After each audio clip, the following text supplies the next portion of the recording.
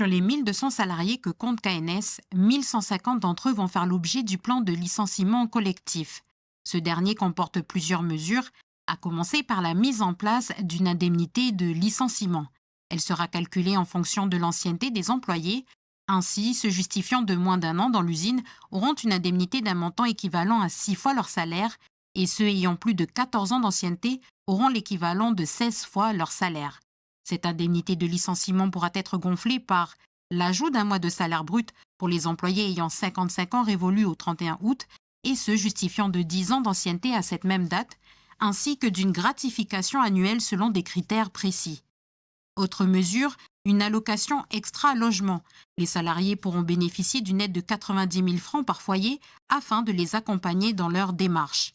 En ce qui concerne les salariés qui ont initié une demande d'aide d'accession à la propriété, ils pourront être dispensés de rembourser les sommes dues lors de la rupture du contrat et pourront bénéficier des mesures spécifiques prévues.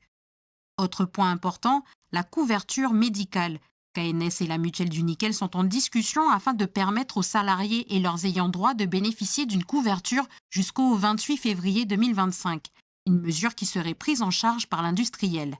Enfin, dans ce plan de licenciement, une priorité de réembauche d'un an a été inscrite pour l'ensemble des employés. Le plan de licenciement collectif de KNS entrera en vigueur au 31 août.